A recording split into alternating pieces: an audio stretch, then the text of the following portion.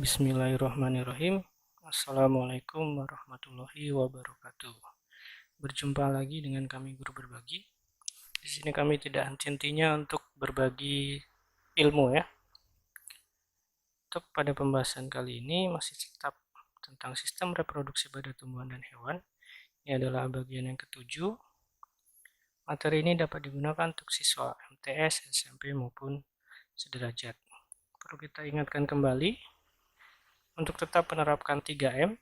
Yang pertama memakai masker, yang kedua mencuci tangan, dan yang ketiga menjaga jarak. Mari sama-sama kita mencegah COVID-19.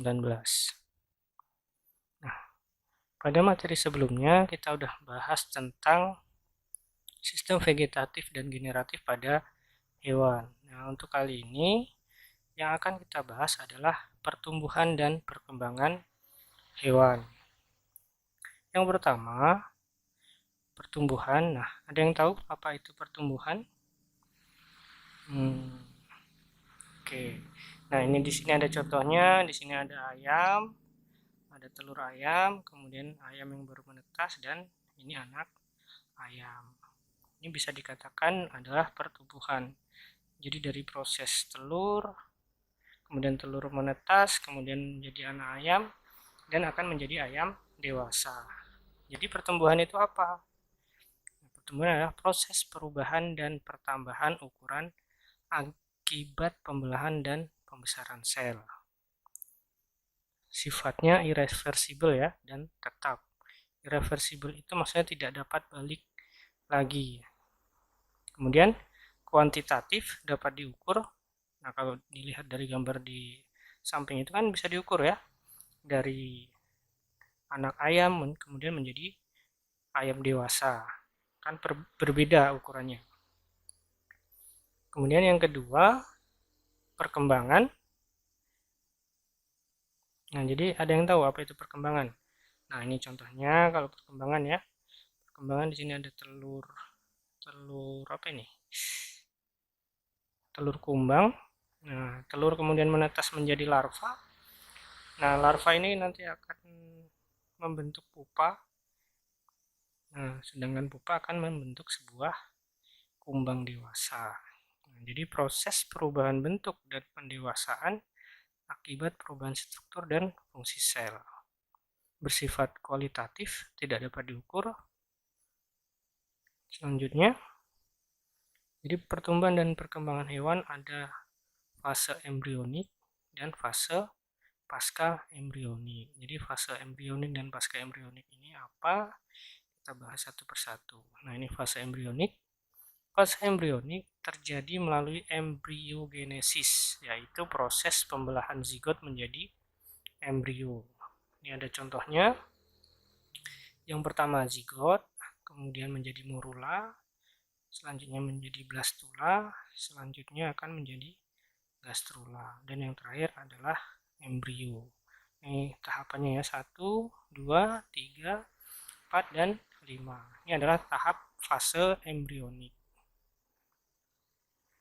Nah, ini yang pertama, zigot terbentuk dari fertilisasi yang berupa sel tunggal atau diploid. Kemudian morula adalah hasil pembelahan zigot menjadi 64 buah sel yang mirip anggur. Selanjutnya, blastula. Blastula adalah zigot yang telah memiliki rongga yang disebut blastosol yang menjadi calon rongga tubuh. Blastula kemudian akan melakukan implantasi dan invaginasi. Kemudian gastrula. Gastrula adalah zigot yang telah mengalami implantasi dan invaginasi dan memiliki lapisan embrionik. Nah, ini selanjutnya adalah fase pasca embrionik. Kalau fase pasca embrionik terjadi melalui organogenesis dan setelah bayi hewan nanti dilahirkan.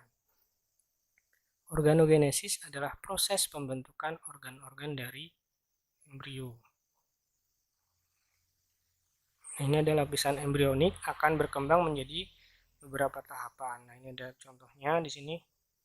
Ini saya kasih contoh ada hewan tikus. Nah, ini adalah di disebut dengan fase pasca embrionik. Selanjutnya tahapan lapisan embrionik. Yang pertama ektoderm, berkembang menjadi epidermis, kulit dan derivatnya, sistem saraf, sistem indera, medula adrenal, gigi dan rahang. Yang kedua mesoderm, berkembang menjadi dermis, kulit, sistem gerak, sistem sirkulasi, sistem ekskresi, sistem reproduksi dan korteks adrenal.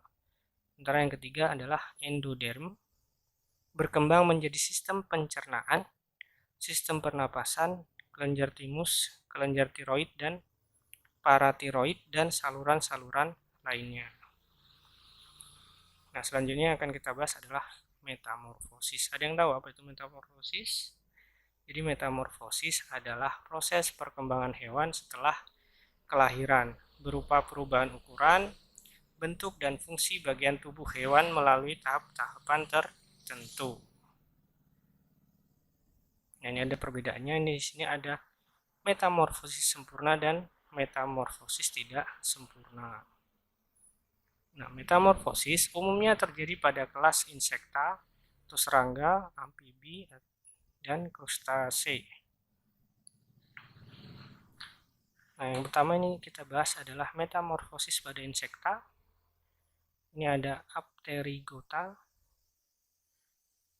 ametabola ya, tidak bersayap. Kemudian yang kedua ada Pterygota atau metabola, dia ada bersayap seperti contoh pada gambar. Dan yang selanjutnya Endopterygota, holometabola, dia bersayap dari dalam. Kemudian yang terakhir ada Exopterygota, dia hemimetabola, bersayap dari luar seperti contoh pada gambar ini. Ada perbedaannya ya.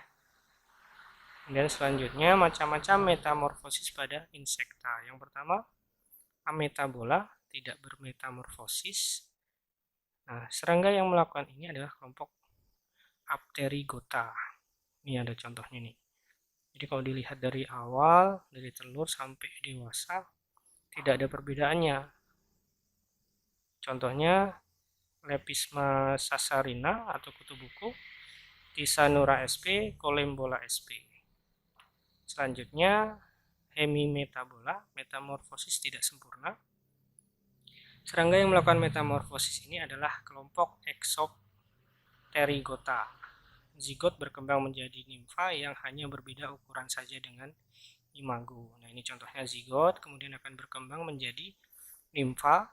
Nimfa akan berkembang menjadi imago. Nah, ini ada contohnya nih. Tidak ada perbedaannya ya. Kemudian contohnya belalang, kecoa, capung, kutu daun maksudnya. Selanjutnya holometabola atau metamorfosis sempurna. Serangga yang melakukan ini adalah kelompok Endopterygota. Zigot berkembang menjadi larva yang berbeda bentuk dan struktur tubuhnya dengan imago. Pupa merupakan fase peralihan. Jadi awalnya zigot, kemudian menjadi larva, kemudian menjadi pupa, kemudian menjadi imago. Nah, pupa di sini adalah fase peralihan dari larva menjadi imago. Nah, ini ada contohnya. Telur, larva, pupa, dan akan menjadi lalat dewasa.